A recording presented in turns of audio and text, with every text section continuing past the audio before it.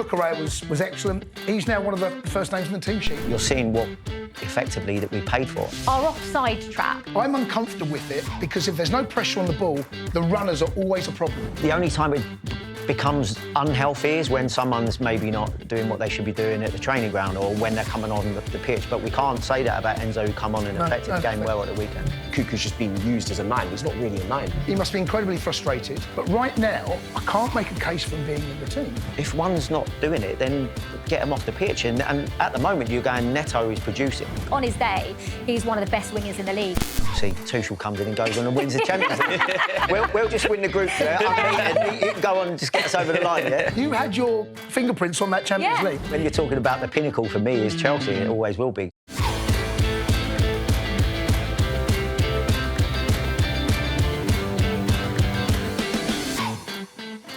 Welcome to another episode of Inside Chelsea, the show for Chelsea fans by Chelsea fans. I'm Olivia Buzaglo, and as always, I'm joined by former Chelsea defender Jason Cundy, and we've got two debutants today. We've got former Chelsea assistant manager Jody Morris. Jody, thanks for coming on. This is exciting, isn't it? Yeah. Little off-the-cuff one. Yeah, love it. And broadcaster and Chelsea fan, and Matisse joins us. Matisse! Absolute pleasure. We've worked together for years, but so long ago, reunited for Inside Chelsea. Yeah. Looking forward to it? Absolute pleasure. Really looking forward to it. And I'm joined by famous Chelsea players. Do you know what I mean? This is crazy. It is. It's great. Right, of course, 1-1 with Arsenal. On the weekend, we're going to have a chance to reflect on it. We've had a few days already. Jody, I'm going to come to you first. Before the game, I probably would have taken a point against Arsenal, given where they are, given where we are. Do you think Chelsea did enough to win the game, or do you think a draw was probably a fair result on the day? I think it was a fair result in the end. Although I would say that I do believe we probably had slightly the better chances. I know like a couple of their chances were maybe ruled out because of offsides and stuff like that. But I felt it was a fairly even game all round, to be fair. But I'm with you. I would have taken a point before the game. You know that chance right at the end, and the liner put his flag up, didn't he? So even if they'd have knocked it in, I saw an angle of it where Marc Cucurella's back leg is keeping Saliba onside. So if Trossard or Havertz had nicked that in, that was the last kick of the game, Jace. I don't know what. I don't think I'd be here today. I was in turmoil. I don't think I'd be here today if that happened. No, it was one of those, if it goes... To lose a game in that fashion to them would have been devastating. But no, I agree with Joe. I thought the draw was a fair result. On another day, Gusto scores at the far post. On another day, Havertz is onside. So I think it's probably fair. Yeah. I remember that last part with Havertz, and obviously we already got a trailer as to what he was planning with the celebration when he scored the offside goal earlier with the shushing. And I'm just thinking to myself, if he does that again at the last minute, at the death, this whole stadium's going to implode. But I thought it was a fair result. Chelsea, they're very good at playing well in patches in terms of keeping the ball in control, and I just feel like trying to create those big chances and really, because I think the game was there for us. It was there for the taking. We could have just gone a little bit further and maybe got a win, but I think we've made really good progress. We're sitting in a nice position, so it's good to see. Yeah, we definitely have. I thought Arsenal were there for the taking, and I did feel like we perhaps maybe didn't have it in us to take it, and I think that's probably just how it went. I've never been so happy to see a goal disallowed in all of my life, by the way. When he went running off, shushing the crowd, I was at the other end. Thank God I was not happy that happened. Anyway, let's talk about a man who on the day, arguably best player on the pitch, Gary Neville voted him player of the match. To keep Marc Cucurella, to keep Bukayo Saka quiet, Jace, Marc Cucurella had possibly one of the best performances I've seen from him in a Chelsea shirt. Would you agree? Yes. What a year he's had, by the way, because it wasn't that long ago, 12 months ago, if you spoke to Chelsea fans, they were unconvinced by Cucurella. He had a brilliant Euros, of course, won that. His last 3-4 months of the season last year, he really started to look like the Cucurella we saw at Brighton. Him and Baka and Saka, they've had a couple of little battles, actually. He's done all right against him, but I think we need to give Neto some real credit because Neto on one side really helped him out. It's hard to keep him quiet in 1v1 situations. And when Neto went the other side and we saw Madueke come on, I felt Saka had a little bit more joy on that side. But Cucurella was excellent. He looks like he's enjoying his football as well because it was a big move, 60 million odd pounds. I know Man City were interested in him, didn't really settle the club in such turmoil with it beyond the pitch or off the pitch or upstairs. he's now one of the first names on the team sheet, and he plays so many little different roles. He can also play that inverted. We saw a second half against United. It's inverted. He's like I know, but he's like another number 8. So Yeah. he's got. There's a lot about his game to really respect right now, and I mean, power to him because he's had a tough 12 months. How impressive is the turnaround, Jody? Because like Jay says, it was a really tough time. Everyone was questioning him, even up until quite recently. It's only really been the last 6 to 8 months that he's actually started maybe being the player that we thought we were signing when we did sign him. But it's been impressive from him to turn it around. And I think that just shows you that no matter what level that you're playing football at, confidence is such a huge thing. So when he goes and has a fantastic tournament for Spain in the summer, everybody was almost saying, when are we going to get this Cucurella playing at Chelsea? But sometimes you just need those little moments where you then get into the groove, you then start going back-to-back games of playing well, not getting beat much, but you're actually adding something to the attack. And I think he's gone from strength to strength. And I think you're right, where you're seeing what effectively that we paid for. And I suppose there's also a little element of it where it looks like Chile was maybe in the frame last year, and then sometimes just removing, not that competition, because there's always going to be competition for places. And we've seen that sometimes already where we've had, I think it was Reece playing left-back a couple of times, but there's an element of sometimes when that happens, even that can give you a little boost where you go, well, hold on, I am in the front here and I am the number 1 left-back. And fair play to him, because I think we all agree he played really well. Yeah, 100%. I think it kind of started at the back end of last year where Poch kind of figured out the system a little bit, inverting him into midfield, tucking in next to Enzo or Caicedo. And what I really like about Cucurella is that he's showing a lot of tenacity and a lot of, the intangibles that at times this team has lacked over the years, where you look at the Chelsea teams of old, they're very physical, they're very good at set pieces. We used to kind of win the game in the tunnel because you look at that Chelsea team and you think technically, no chance, physically, no chance. And this team's been a little bit more fragile, we could be bullied last couple of years. And I think he's starting to really show that, it's not necessarily leadership from an armband standpoint, but he sets a tone. And when he goes into a challenge and the rest of them do, and he's up in the referee's face and he's just bringing a bit more of that chaos that I think is needed. So, yeah, very impressed. I think when you've got a front-footed defender that always wants to put pressure on people from behind,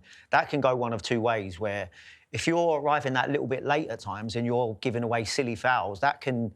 You get the crowd that'll have a little bit of a moan up, and but like I said, if your front-footedness is coming off and you're intercepting balls and winning balls, that gives you another little boost as well. And I think that sometimes when you go in midfield and you play as a fullback, a lot is always said of this inverted fullback. We'll get onto that. But a lot of it is to just people always look at it and automatically think it's people going to play in midfield.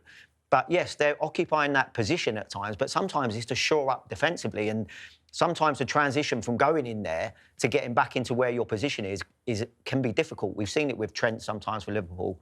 But I think he's handling that well as well, where recognising when there's a turnover, when there's a transition, and seeing where the danger is, where sometimes you can get a front-footed defender that will go forward trying to stop things, and it leaves you actually even more open. So sometimes knowing to recover backwards is the movement that needs to be done from that inside midfield position. Yeah, absolutely. And, he had a brilliant game. He locked up Saka for most of it. But I think my favourite thing that Cucurella did was go and tell the referee that Havertz was bleeding. And then he had to go off the pitch. I was like, that is just absolutely brilliant from him. I mean... He's got that bit of housery about him, hasn't he? He does. He's got that edge to him, which I think he's horrible to play against. He's got that feel of someone that's going to niggle you. He was... You like your team. You want him in your team, right? Yes. It was so frustrating against Spain. In that Euro final, I was like, oh my gosh. But now I'm thoroughly enjoying it. Yeah. Inverted fullback. I mean, let's talk about it, Jody, because me and Jace, we've spoken about it on this show. Obviously, Malo Gusto, Cucurella was occupied. Malo Gusto was that inverted fullback. But I think what was more frustrating for me was that meant it almost shifted Cole Palmer to sort of play on the left-hand side, which I didn't really like. And everyone's saying, it's Cole Palmer, you should be able to play wherever, and he should, to be honest. But because of that, should we be inverting Malo Gusto so that Cole Palmer can play in his favoured position? It's such a difficult one, isn't it? Yeah, and I think that's the important thing, is that it does become difficult when you play against the better teams. I think when you have to help nullify someone of the level and the quality of Saka, if that does mean that you're a little bit more sound defensively, I think Cole Palmer's more than good enough to go and find some pockets over the pitch, no matter where it is. And if you think early, the shot that the keeper tips over is from the kind of inside left position, as you like. I think when you've got good players, they can afford to be fluid, and there's certain movements that will happen 2 or 3 players in down the line, which can affect what happens at the further end of the pitch. And sometimes, just because you don't see that end product, because we don't manage, if we turn the ball over or the opposition do well, you don't kind of see what the end product is. And I think that happens against the better teams. And I think we have to agree that Arsenal were one of the better teams that you might not see Cole Palmer for as long as you'd like, but you never know when that moment will come up and it could be pivotal to the result of the game. I think Palmer as well, he's so versatile in terms of the goals. Like we saw against West Ham on that left side, we saw against Newcastle as well. But I think with Gusto, it kind of stems from the way he wants to shape his defence. I think it's clear he wants Colwell in the middle.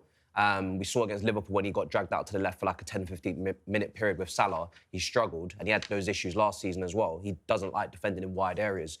So that in turn means that, OK, Cucurella or James have got to invert on the left side, and that means the right back's got to go forward. And I think Gusto's just had a lot on his plate last season with Pochettino. He was basically just a standard up and down fullback, overlapping Palmer, giving him width when he's on the right wing. Now he's got to tuck in, he's got players at 8, and he's getting into shooting positions because they're double teaming on Palmer, who's obviously the attacker to watch. And Gusto's just in this space, and he's got to make that final pass to Madueke. He's got to take that shot. Doesn't really suit him. But I think it stems from maybe Reece James not being fully fit, or Maresca doesn't trust him to say, right, I'll let you do the up and down role because you are coming off an injury. And I think if Reece James gets to play that role, we've seen Reece James shooting, we've seen his passing, it's better than Gusto. So I think it just stems from Colwell needing to play in the middle and Reece James not being fully fit to get up and down just yet. But do you not think there's a reason why we've not seen Reece do that yet? I think it's because they're still managing him. Yeah. I was shocked that he didn't start. I thought it was natural. Cucurella on one side, Reece the other. But him not to start, and we're seeing him now play 2 games on the spin, get through 90 minutes. OK, they've rested him, he's now got 2 weeks off. I still think Maresca and the club are worried about Reece's fitness. I think they're still very much easing him in. And you're right, it's not Gusto's skill set. You know, I mean, I thought he supported Madueke really well against Man United, inside and outside. When he gets those areas, he's not Reece James. Yeah, I really wonder who we're going to see sort of in that inverted, because it feels like that's what's going to happen. We know Cucurella can play that role, but interesting to see, Reece James not starting one of the biggest games of the season felt really weird, but I think you're right, Jace. I think as he gets fitter and stronger... Like. I don't know that, but that's what it feels like. And I think we're in a nice position now. If Gusto can improve in those positions, because I thought he had a really good game, Gusto. I thought he played really well, apart from like that final ball is just... Yeah, and you know, when you get in that final third... It's about what you do in both boxes. When you get in that final third, he doesn't quite have that Reece James effect. We know Reece gets in there, selection of pass, shot, cross, whatever it might be, is normally on point. Yeah, and now another interesting point about the defence is our offside trap. Now, I don't know if you guys have noticed, but Chelsea do this thing where when they're sort of running back to sort of defend, or they're in a line, they stop as soon as they get to the 18-yard box. They don't go any deeper. They're in a line. So for the Arsenal goal, for example, Levi Colwill was a little bit, maybe like a yard further back than all of the other defenders that were bang on the box.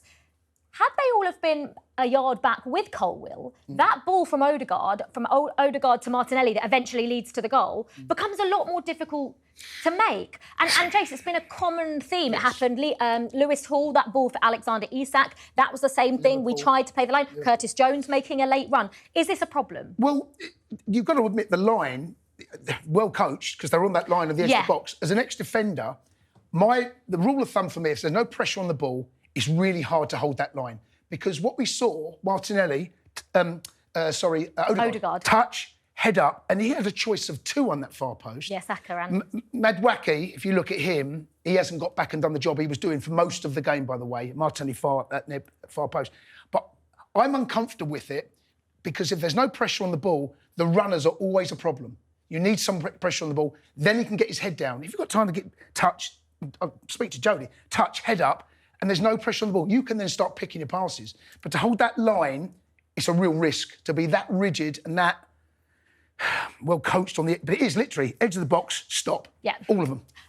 Well, Jody, obviously this comes from Manuel Pellegrini. So basically, obviously Maresca played for Malaga under him and then was an assistant under him at West Ham as well. Enzo Maresca seems like the type of coach that isn't going to change what he's doing because he thinks it's right. And it is working, like Matisse said, Chelsea definitely going in the right direction. When something happens like reoccurring, what should he do you think? You've been an assistant manager. In his world, he thinks this is the way I'm going to play and I'm going to stick with it, even though it's caught us out a few times. I think it's a fine balance between sticking with something that you believe in and his argument, which rightly so should be, well, if Levi stays up, they're offside. Yeah. So he would argue that it's maybe one person that's made a mistake out of 6, 7. And I agree with Jace, there's moments when players that are able to stay on the ball for as long as Odegaard is because of his technical ability and he can fake square passes, fake crosses. You do get an element where there are some defenders that should and be ready to drop off in case of that ball. And, OK, Levi maybe goes a touch too early, but you are looking at maybe there was an overlap on the outside of Odegaard, which he doesn't play, which Levi, if he does play that ball and Levi gets there, you'd say good defending. Yeah. So there's fine margins for me. I think that if you do believe in something and you feel that you've had a lot of success in doing it, regardless of whether there's the odd individual mistake that could then end up in a goal, I think you've got to remain strong to your beliefs and carry on coaching that way. Matisse, do you agree? I think with our defence as well, obviously, like Jay said, with Madueke, he was doing such a good job, and I think that's why he's in the team every single week, because obviously going forward, he's kind of been up and down with the output, but he always gets back. So I think not only would he be in that position to kind of cover off Martinelli, but also once that ball's gone over the top, we talk about Odegaard taking a touch, but Martinelli taking a touch as well and then setting himself. And I'm just like, could Sanchez smother him? Could he, really, that it's near post, could he just narrow down the angle even more, force him to maybe cut back? And so there's that part of the goal as well that frustrates me, which I think we could have done better on as well. Yeah, absolutely. And I think we could. I think it's going to be interesting to see from now on what Chelsea do after the international break. Obviously got Leicester, Southampton in the next 3, I think. So whether he sticks with it, I think he will stick with it because we've seen it with Robert Sanchez.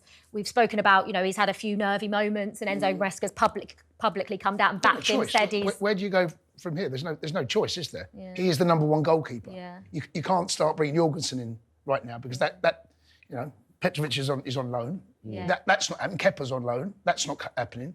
So what we've got is what we've got. And ultimately, if Sanchez does his job at the near post, we don't concede there. No. Making those little errors, isn't he? Yes. Anyway, right, let's move on. Let's move further up the pitch, shall we? Because we've spoken endlessly about Moises Caicedo and Romeo Lavia, and we've all loved it. Together, Jody, they are brilliant. Do you think Chelsea lack a little bit of creativity in the midfield when it is that partnership? I'm not sure. I think it's pretty early days to maybe kind of judge it as a partnership as a whole throughout a season.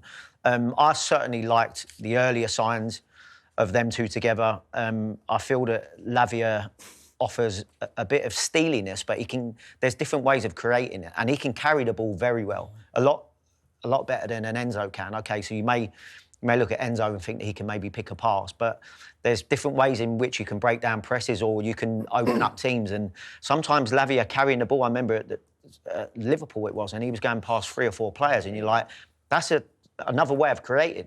Now, okay, you might not get the final pass, but that's a different way of breaking down opposition's defence. And I'm loving that partnership, particularly because we've missed Lavia for so long and his injuries. And then you're seeing, I think, the best of Caicedo now when them two play together.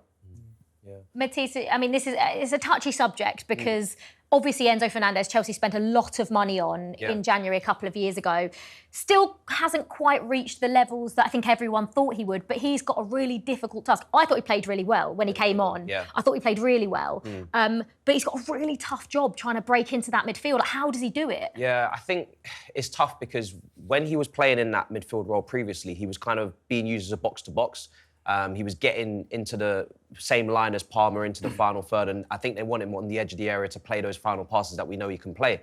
But at the same time, the manager keeps calling for defensive stability, balance, and obviously Lavia and Caicedo bring that because they're more athletic, they can win their duels. And I think with Enzo, it's earlier in the season, those passes weren't really coming off. I don't think he was, weighting them the way that we'd expect. But also, I think when it comes down to Lavia and Caicedo, Chelsea defensively last season, they were so poor, and it's all about shoring that up. We have chance creation from Palmer, we have Madueke, we have Neto, we have so many attackers. Like, Chelsea have 3 different options in the 10 role. So I don't think it necessarily has to come from that deep. And I think for Enzo, with someone like Andre Santos at Strasbourg, which a lot of people are raving about at the moment, he's having a great season out there. He's got a bit of leadership to him, got a bit of goals to his game as well. I think it is going to be difficult for him to get back in that team because of the defensive side of the game. OK, I've got a question for all three of you. What is Enzo Fernandez's best position? Matisse, go. I think what we've seen in Conference League games where he has played deeper in that Regista, Jorginho role-esque, where he is spraying those long-range passes and he's able to play the ball through. But the defensive side, the foundation has to be there. Jody?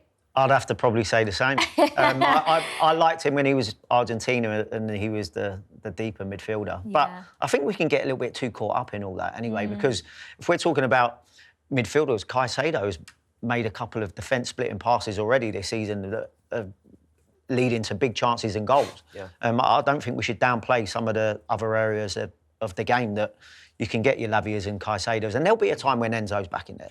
There'll be a time, and it'll be fine. I think we might find... Look, we've got Leicester when we come back, right? Could that be the perfect game to play Enzo Fernandez? Maybe we'll start to see... How many games are we? 11? Yeah. Right? Maybe we'll see a different set, because Leicester will not be like Arsenal played. They will not be like that. I think structurally, when you're playing against the better teams, certainly away from home like we did against Liverpool, I think you need to be very concerned about defensively and making that stability. We might find that actually he might want to take Levia out. Caicedo starts, right? We wouldn't agree with that one. Yeah. I think it's whoever plays with Caicedo. You might find there's a Leicester game. You might find that actually he decides to put Neto on the right, Mudryk on the left, because defensively we don't need to take... We can take a few more risks, maybe. But it wouldn't surprise me if there's going to be certain games where you see Enzo come into it. But the big games, I see Lavia and Caicedo. How do you think Enzo Fernandez is going to take that, Jody? Because obviously he himself feels like he should be in the side. And, like I said, I think he did put in a shift. I thought he was actually very good when he came on against Arsenal. But for someone like that's, won a World Cup, won a Copa America with Argentina, feels like he should be playing. As a player, how do you deal with that? Well, he's going to have to deal with it because ultimately you're at a football club that has got a lot of players, a very big squad, and at the moment, are you in the starting 11? It doesn't look like it. So your best way to deal with it is do what you've done at the weekend, come on and affect the game. The more and more that you do that, the more a manager's going to want to choose you and pick you for whether it's certain games or whether he's going to leave somebody out. That's the best way that you can answer any of the critics, any of the naysayers or whatever like that. You've got to know that you can come onto the pitch and make a difference. And if that means that you have to do that for 4 or 5 games coming off the bench, then so be it. That's what being at a big football club is. Yeah. And those were difficult games. Like it was Newcastle, it was Man United, it was Liverpool, Arsenal. I think Maresca said, I don't want to lose those important games. Like, if I have to get a draw and leave, I'll go. And maybe because it is his first season and he's just trying to steady the ship and make sure Chelsea be in the top 4, he doesn't want to take those risks that we're talking about. And he hasn't maybe stabilised the defence the way he wants to. If he can do that, then we might see Enzo in that position. But it is going to be a lot of competition. We spent a lot of money for Lavia. Lavia was 60 million. So, they all cost a lot at the end of the day. It's going to be difficult. And it's healthy. Competition races at a football club like Chelsea, you need that. And that's a good thing. Yeah, the only time it becomes unhealthy is when someone's maybe not doing what they should be doing at the training ground or when they're coming on the pitch. But we can't say that about Enzo, who come on and affected the game well at the weekend. Now, we're going to get onto the winger situation in a moment, but there is another player who's in a similar situation to Enzo Fernandez, and that's someone that we also spent a lot of money on. And that's, well, we spent a lot of money on everyone. Yeah, that doesn't narrow it down in the slightest. But it's Christopher Nkunku. Now, Enzo Maresca openly said he was arguably our best player in pre-season, but he was obviously playing in that number 10, sort of second striker. Obviously, he is now quite clearly a backup to Nicholas Jackson. And there has been reports coming out that saying he's unhappy to sit on the bench, which is what he's doing. Is it a case similar to Enzo that there is going to come a time where we are going to need to swap out Nicholas Jackson, AFCON, for example, or like across the next couple of seasons, those... Like, he will get his opportunities, but is it about now being patient and sort of... Look, he had his chance at Newcastle away in the Carabao Cup. Yeah. He was disappointing. So when those opportunities come, you've got to make sure you take them. All right, we've seen in the Conference League he scored goals. It was very noticeable that he didn't celebrate the goals that we scored. Is that because that's embarrassing to celebrate with a balloon against Yes, Noah? I think there's an element of that. I don't think you can do that. I absolutely feel there's an element of that. But they're different centre forwards. Jackson will stretch defences more than Nkunku. Nkunku he's more of that 10, 9. He's not a number 9 where he goes and stretches. So there are different. I felt when we made the substitutions, it was against Liverpool. I thought when Nkunku come on, I felt he should have gone down the middle and Jackson on the left. But he put Nkunku out on the left and Jackson down the middle. Jackson plays out there. Pre-season, two seasons ago, that's where he operated, off that left. And the pair of them linked up really well. So I think Nkunku, he must be incredibly frustrated. But right now, I can't make a case for him being in the team. Unless he plays that 10 in behind Jackson, that might. But then where'd you play Palmer? You know, there's no natural. I can't naturally put him in right now. It might take an injury, it might take a suspension, where he goes down the middle and he links up with Palmer. But he wants that same kind of space, really. So. Well, Nicholas Jackson is on 4 yellow cards in the Premier League. He always is. He always is. And a ban is coming because no doubt he'll pick probably one up against Leicester. That always happens. But you know, he was sat on and he didn't get that. It's like he can control his He can do it. He gets to the line and then goes, actually, I'm going to then stop. Diego Costa, I don't think he ever got sent off in a Premier League game for Chelsea, but he was always towing the line. Borderline.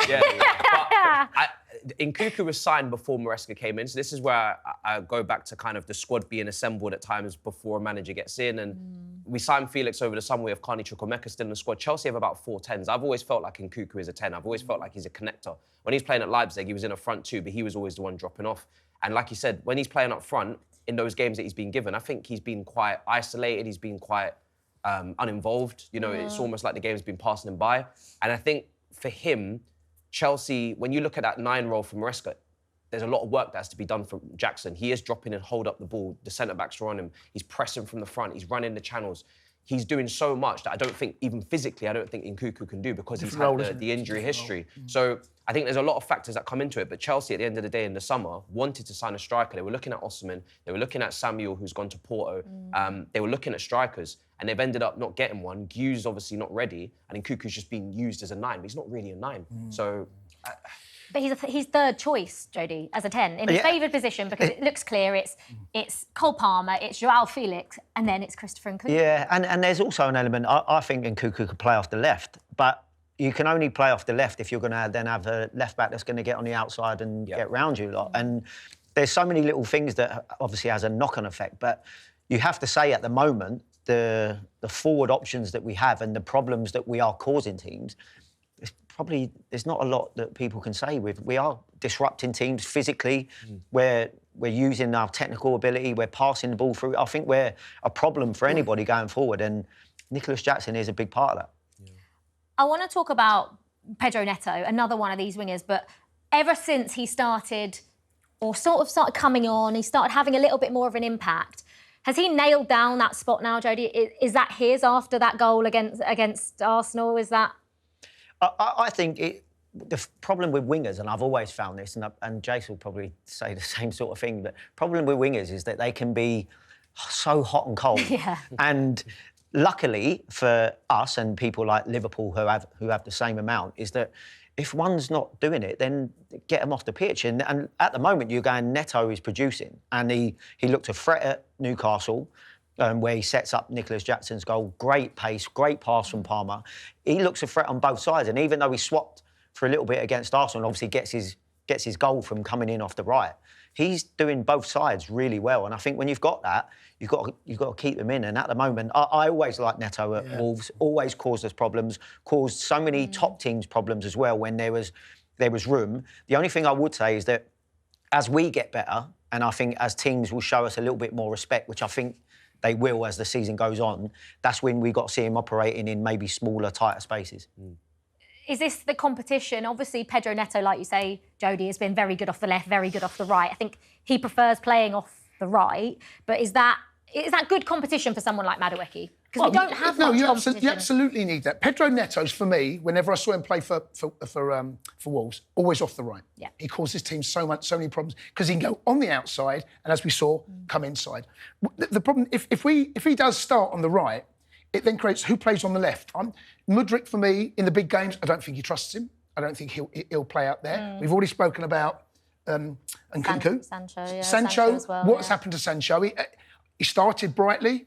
Does he trust Sancho as well? So he's got a bit of an issue. If you put Neto on the going into that game, I'd have had Neto on the left, Madueke on the right. A bit disappointing, Madueke, but as soon as Neto goes across, I felt defensively we looked.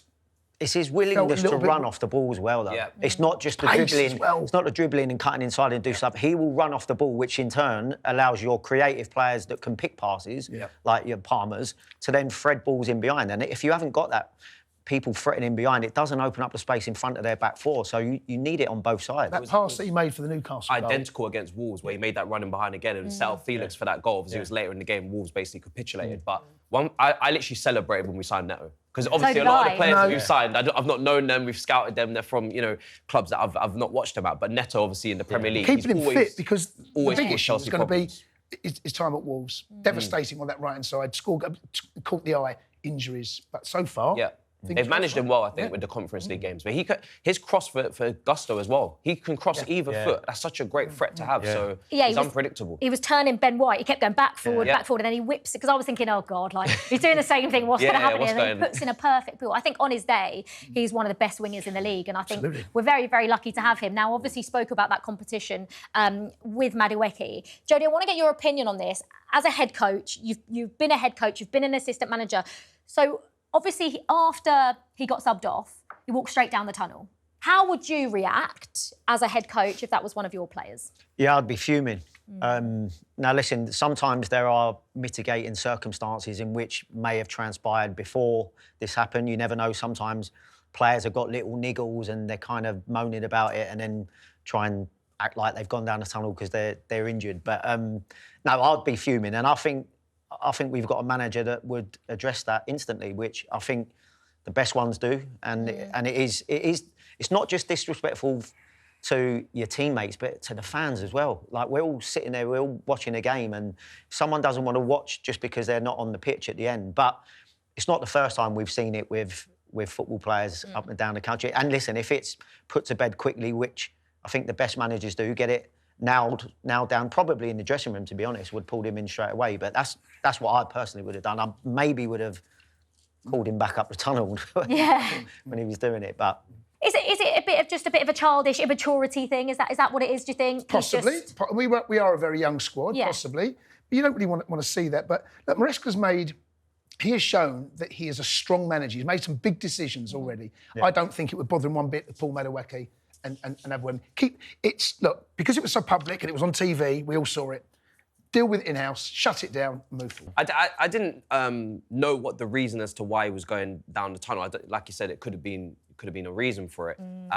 But with Maresca, like was said, I think he's been so transparent, he's been so clear in his press conferences, really wants to make it clear how he wants to play, how he's going to run the team, what the culture of the club needs to be like. So I don't think he's going to not address that if it's an issue. And also, let's get it right, he's played Madueke more than anyone else. Yeah. So he's shown his faith in the player. So it can be sometimes a kick in the teeth when they do show a little bit of disrespect, especially after showing him the respect of starting in big games for us. And to be fair to Madueke, he's produced a lot of games this year. Yeah, he has produced, as has the man that always produces, and that is Cole Palmer. I mean, anyone else happy to see him leave international duty? Yes. Honestly, when I saw that, I saw Colwell and Fofana. See ya. It's like...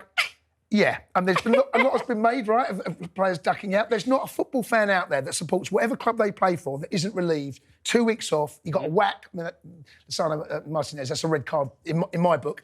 Gets a whack on his knee. Just have 2 weeks off. Take your time, son. For me, when Thomas Tuchel arrives, January, that's when it starts. I can't wait. I don't think I've ever been more excited for an England manager in my whole life. Same. Yeah. Jody, do you love him as much as we love him? Yeah, I mean, I think he's a manager that has got personality, charisma, and I think he's one that is used to dealing with big players. And obviously, at the time we're in now with England, we've got some of the biggest we've had. So I think he'll do great. I hope he does great. Hopefully, he can win the World Cup. Anyway, Jody, I just want to talk to you a little bit. Obviously, in your career, like coming through the Chelsea ranks and then being assistant manager with Frank Lampard, which was one, like, just you and Frank together was one of my favourite times as a Chelsea fan. The way you left, do you feel like there's unfinished business with the club? Well, I don't know. Frank's been back there once already. I wouldn't mind going back. No, listen, it's just football. I mean, I was talking about it earlier. It was a proud moment to go back to the team that you supported as a boy and was lucky enough to play for. But yeah, it's never a great way to end when you get the sacked, and then obviously Tuchel comes in and goes on and wins the Champions League. We'll just win the group there. You can go on and just get us over the line, yeah? Oh, you had your fingerprints on that Champions League. There's no doubt about that. Yeah. Well, You wouldn't have done it without you. You went for unbeaten in that group stage. Thanks And you for saying that. You did, Joe. You're part of that. Listen, I think we all know, we're all Chelsea fans, we all know friends that, and it was a special moment for us being able to go back to the club that we feel so highly about, and to be able to bring through some homegrown players that have a connection with the fans and stuff. That first season was brilliant, by the way. I always think that first season's underrated. It's so underrated. Yeah. We lost Hazard. We lost Hazard and had a transfer ban. And I genuinely believe that if it wasn't you and Frank, it would have gone so badly. The atmosphere around the ground at that time, You two were the Yeah, only we was two lucky. that It could was so good. The atmosphere, because we Everyone saw loved Frank. It just felt like a family, like a real family there. It was a... it was good times. What was so gutting about that season, it was just not getting that FA Cup. Pulisic got injured, I think it was, or there was... Pulisic and Pulisic Aspilicueta both done there, and then Cover got sent off. For, by the way, a foul when his foot got trod on. Yeah. And if we finished the season there in the FA Cup... Let's not talk referees. No referee chat in this on Inside Chelsea today. But for us, as Chelsea fans, it was great. And, I mean, obviously Frank's been back. I would be open to a third stint with Frank and a second with you. Would you, like, long term? Obviously, you probably have ambitions, to be a head coach from your last job. And is that something you want to carry on doing? And just where I'm at the minute is I'm open to all sorts of things, because I've been out of the game for probably too long now. Only having the head coach job at Swindon didn't go as smoothly as I would have liked. But I'm all ears to stints at certain places. But, no, obviously, when you're talking about the pinnacle for me is Chelsea, it always will be, so, yeah. Yeah. Guys, it's been an absolute pleasure. As always. I have loved it. That is it for another episode of Inside Chelsea. We'll be back on Tuesday next week to look ahead to that Leicester game, which obviously comes after the international break. As always, if you want to get involved, post your comments below and we will do our best to answer them in the next episode. Thank you so much for your company. Thanks to Jace. Thank you so much to Jody for popping in. It's been great to have you. And Matisse as well. Your debuts were amazing. Well done. It's been great. We will see you next time here on Inside Chelsea. Up the Chelsea.